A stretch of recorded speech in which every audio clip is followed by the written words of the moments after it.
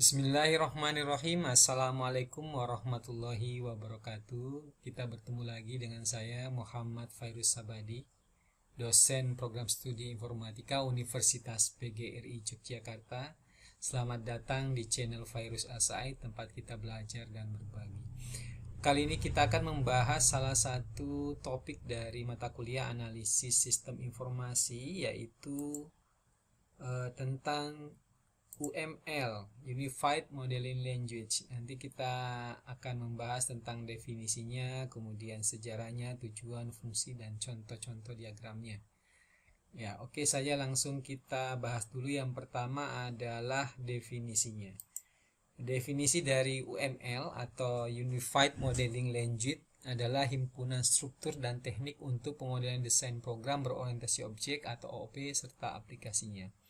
UML adalah metodologi untuk mengembangkan sistem OOP dan sekelompok perangkat tools untuk mendukung pengembangan sistem tersebut. Jadi dengan adanya bahasa pemrograman yang berorientasi objek, kemudian mendorong adanya tools-tools untuk memodelkan atau memvisualisasikan model dari sebuah sistem ya. Jadi yang itu yang melatar belakangi adanya bahasa-bahasa pemrograman. Nah, namun sebelumnya sebenarnya ada model yang lain ya. Jadi yang prosedural ya, hingga sekarang memang masih yang prosedural ini masih banyak menggunakan, dan perkembangan terakhir ini OOP ya, pendekatan object oriented ini semakin banyak yang menggunakan, termasuk di dalamnya UML. Nah, selanjutnya kita bicara juga tentang sejarah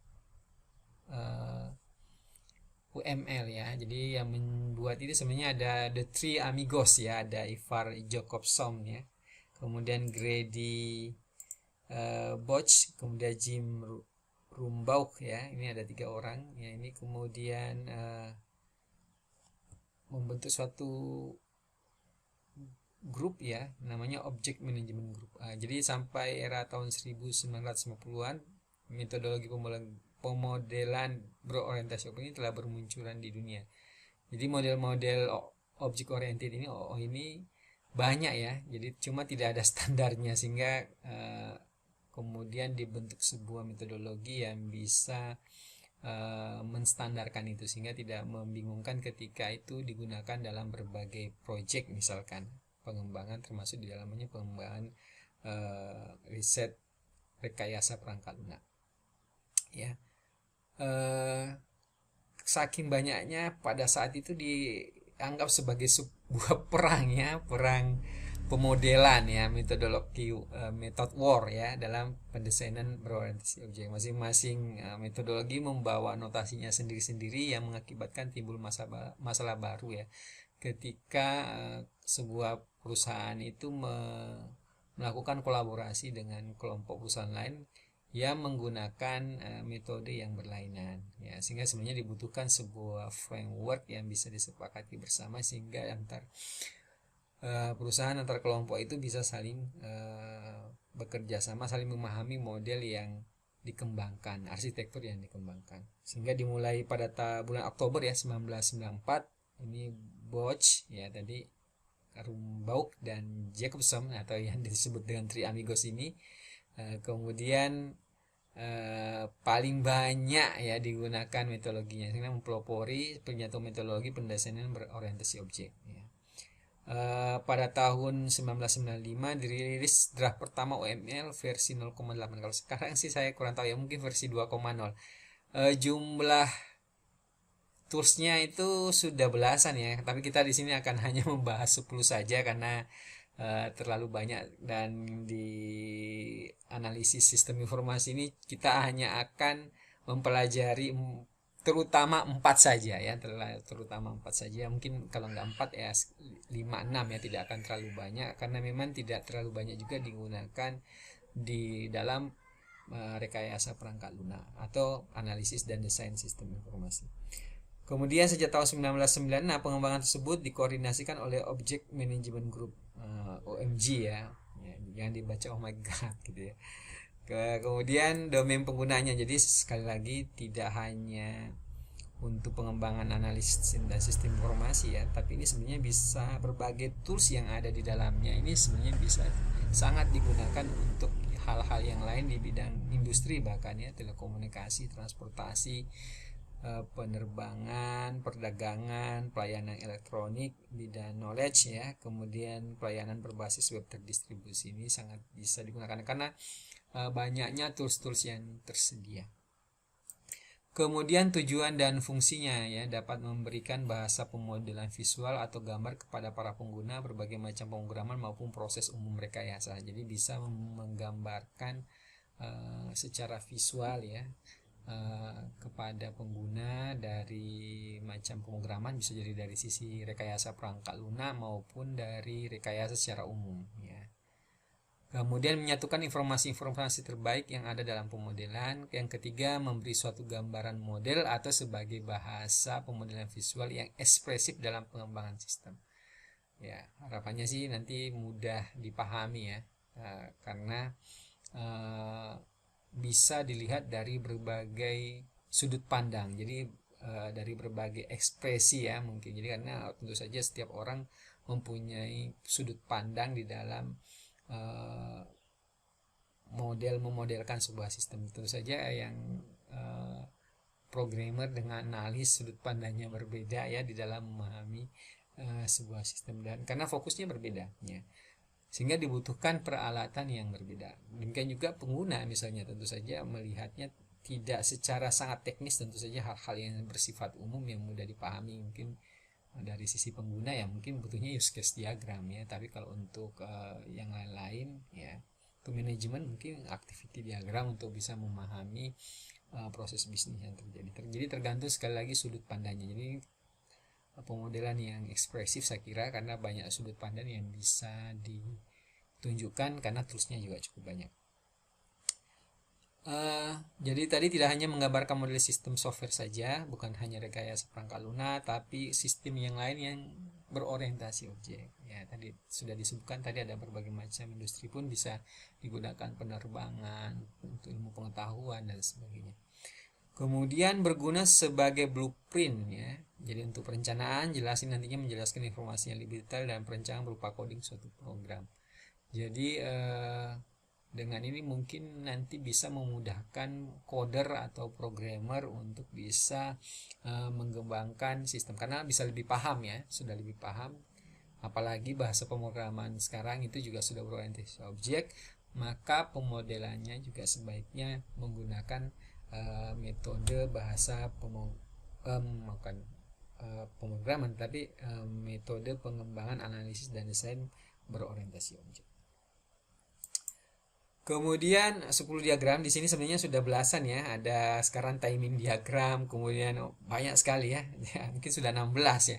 Di sini saya akan hanya membahas 10 ya. Pertama use case diagram, 2 konseptual diagram, sequence diagram, collaboration diagram, state diagram, activity diagram, class diagram, object diagram, komponen diagram, deployment diagram ya.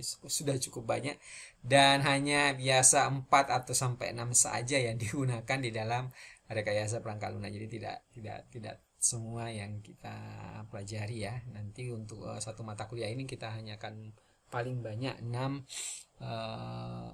diagram yang akan kita pelajari secara mendalam.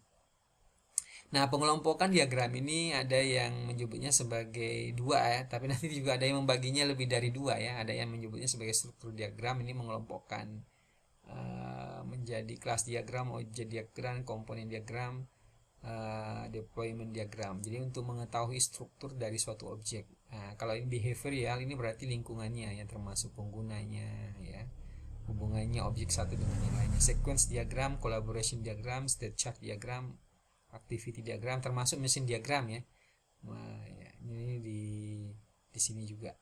Nah, kemudian ada yang membaginya lagi menjadi struktural diagram seperti tadi. Nah, di dalam struktural diagram itu kemudian dibagi-bagi lagi menjadi composite struktur diagram, deployment diagram, package diagram, profile diagram ini baru ya, berarti ya kelas diagram, objek diagram, kemudian komponen diagram ini masuk dalam struktural diagram. Ini yang baru tadi tidak disebutkan, ada package diagram. Ya, kemudian ada behavioral, activity diagram, use case diagram. Ini tadi interaction diagram juga. Nah, ini kemudian dibagi lagi menjadi sequence diagram, communication diagram, timing diagram. Seperti itu ya. Jadi kalau dihitung itu ada berapa ya, mungkin sudah 16 ya sekarang ya, untuk UML, tapi tentu saja kita tidak akan pelajari semua ya.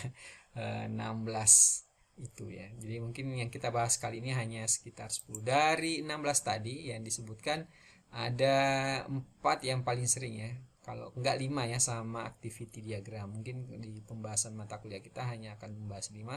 Yang pertama, use case diagram digunakan untuk memodelkan semua bisnis proses berdasarkan perspektif pengguna sistem. Makanya disebut behavioral tadi ya, masuk kategori behavioral. Nah, kemudian sequence diagram merupakan gabungan dari diagram kelas dan diagram objek memiliki suatu gambaran model statis. Ya, jadi urut-urutan dari proses yang melibatkan banyak objek. Kemudian collaboration diagram ini untuk memodelkan interaksi antar objek di dalam sistem. Kemudian kelas diagram menggambarkan struktur statis kelas di dalam sistem. Di kelas mempresentasikan sesuatu yang ditangani oleh sistem. Oke, ini 4 ini yang akan mungkin dipelajari secara mendalam. Akan dibuat videonya sendiri-sendiri ya. Nanti use case diagram, sequence diagram, collaboration diagram, class diagram, mungkin sampai 5. Nanti kalau sempat kita juga akan membahas activity diagram untuk video berikutnya ya. Jadi kita akan membahas cara membuatnya, kemudian prakteknya juga, mungkin menggunakan tools ya. Mungkin saya menggunakan Visio kalau enggak yang lain, itu saja. Bisa juga menggunakan software modeler ya, bisa juga, dan software-software yang lain. Untuk tugas ini saya mempersilahkan saja teman-teman semua menggunakan software apapun, mungkin Rational ROS atau yang lain, atau Star OML juga silakan. Kemudian use case diagram ini akan kita pelajari ya, nanti akan saya buat videonya karena ini yang menjadi awal ya biasanya di dalam pengembangan analisis dan desain sebuah sistem informasi. Nah, ini menggambarkan hubungan antara sistem, ini sistemnya biasanya subsistem ya. Jadi kalau ada banyak penggunanya, aktornya, maka biasanya use case-nya juga sesuai jumlah dari customer-nya ya. Nah, interaksinya. Jadi ini adalah fungsi-fungsi yang ada di dalam sebuah sistem. Misalnya ini kalau di perbankan tentang ATM ya, cek balance ya, cek saldo gitu ya. Kemudian deposit ya, tabungan deposit. Kemudian penarikan tunai, transfer uang, pemeliharaan, repair. Kemudian tentu saja aksesnya berbeda-beda ya, untuk setiap fungsi itu akan diakses oleh orang yang berbeda ya. Nah, kalau bank ini mengakses semua berarti ya, untuk dari semua fungsi-fungsi yang ada. Ini cuma sekedar contoh saja. Nah, biasanya yang pemicunya ya ini ditaruh di sebelah kiri, dan yang merespon itu akan ditaruh di sebelah kanan, seperti itu untuk use case diagram. Mungkin pertemuan berikutnya kita akan membahas secara mendalam di video lain tentang use case diagram. Berikut cara prakteknya dengan menggunakan Visio. Nah, sequence diagram ini digunakan untuk menjelaskan interaksi objek berdasarkan urutan waktu. Ini fungsi-fungsi di dalam aplikasi ya. Ini kemudian prosesnya yang dan kemungkinan-kemungkinan yang terjadi ya, urutannya ya. Jadi ini lebih detail dari yang tadi, sehingga ya sequence diagram ini biasanya dipakai untuk mendetailkan use case diagram ya. Ini menggambarkan ini fungsinya, kemudian timingnya ya,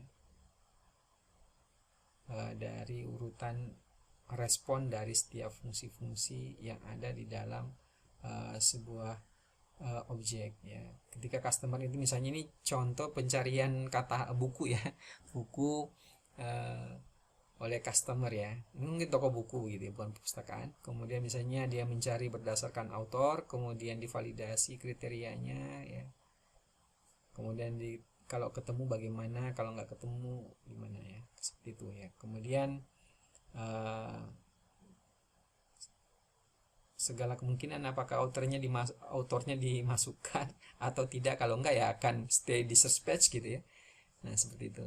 Atau akan muncul error ya, kalau misalkan tidak dilakukan penginputan data pengarang misalnya. Itu ya, ini cuma sekedar contoh. Kemudian collaboration diagram ini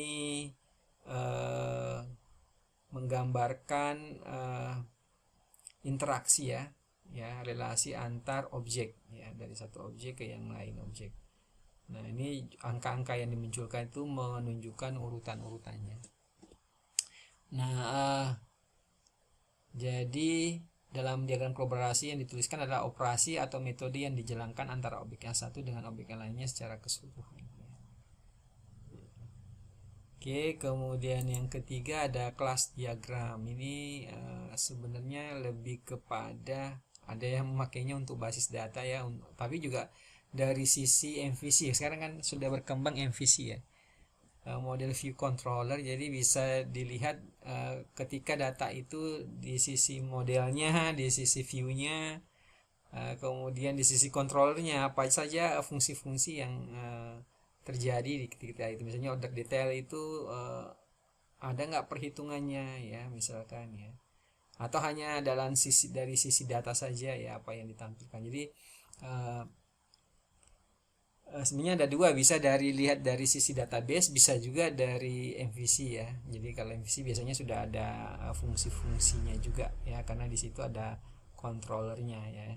Jadi sifat-sifat dari data itu juga disebutkan, bukan hanya propertinya. Ini jenis relasinya juga bisa disebutkan ya, misalkan. Jadi bisa merupakan abstraksi dari basis data, tapi juga bisa sebagai abstraksi dari modul pemrograman MVC ya. Mungkin dari sisi view-nya seperti apa, karena ada data yang ditampilkan juga di sisi view, dan mungkin bisa saja itu gabungan dari beberapa kelas ya, atau tabel lah kalau di sini, karena kelasnya adalah sebuah tabel. Oke, ada kemudian state machine, yaitu salah satu jenis diagram pada umumnya yang berfungsi untuk menggambarkan transisi serta perubahan pada suatu objek pada sistem. Nah, ini bukan contoh sistem informasi ya, ini tentang desain sebuah kipas begitu ya, atau AC gitu ya. Jadi ketika terlalu panas kemudian dilakukan pendinginan, ada subproses tadi di kotai begitu ya.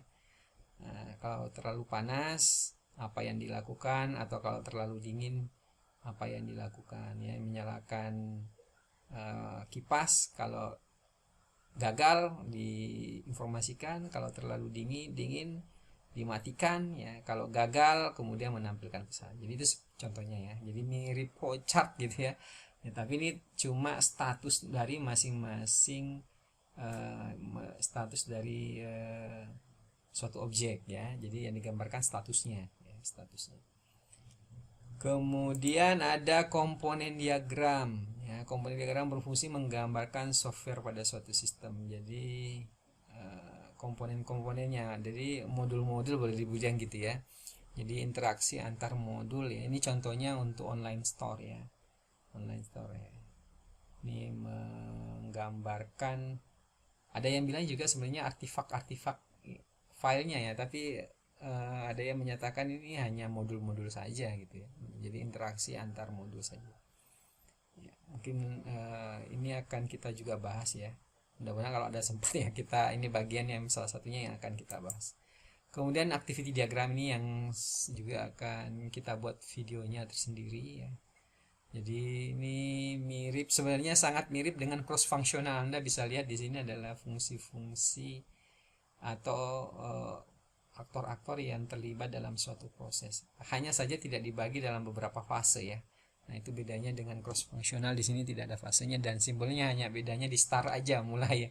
Kalau Anda nonton BPM tentang flowchart mungkin sama ya. Hanya bentuknya di sini hanya bentuk vertikal ya, prosesnya secara vertikal. Berbeda dengan cross functional, BPMN misalkan, itu bisa umumnya disajikan secara horizontal.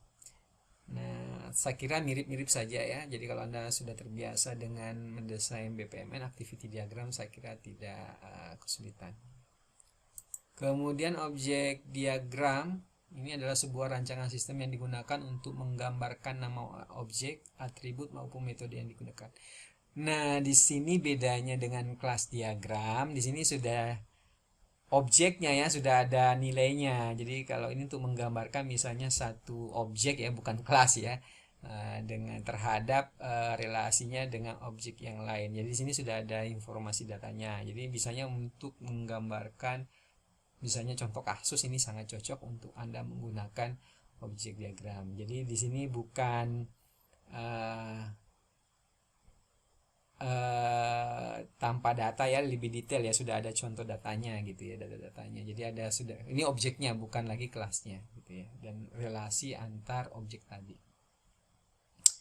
Nah, kalau di kelas tentu saja tidak dituliskan nilai propertinya ya, tapi hanya nama-nama propertinya saja. Oke, kemudian konseptual diagram adalah representasi visual bagaimana sistem bekerja yang terbuat atau tersusun konsep yang digunakan untuk membuat orang tahu, mengerti atau menstimulasikan subjek model yang ditampilkan. Jadi intinya di sini bisa dipakai ya untuk menjelaskan terutama kepada pengguna, terutama untuk brainstorming mungkin ya, mungkin kita bisa bertanya kemudian kita menggambarkannya di dalam konseptual diagram untuk selanjutnya dikembangkan. Biasanya di awal-awal ya, konseptual diagram ini dipakai untuk brainstorming, bisa juga untuk menyampaikan konsep ya, konsep sebuah sistem gitu ya. Jadi bisa timbal balik juga. Kemudian yang terakhir ya, sebenarnya ada 16 ya, tapi tidak akan kita bahas semua ya. Sekali lagi hanya 10 di sini. Kemudian nanti untuk kita sampaikan dalam bentuk materi video itu hanya akan ada 4 atau 5 ya, yang akan kita sampaikan. Deployment diagram adalah diagram yang dipakai untuk menggambarkan, menspesifikasikan, dan mendokumentasikan metode yang terjadi pada suatu sistem software berorientasi objek yang akan dibangun. Nah, di sini sudah kelihatan artefak-artefaknya, baik artefak itu mungkin Anda bisa memakainya sebagai file-file begitu ya.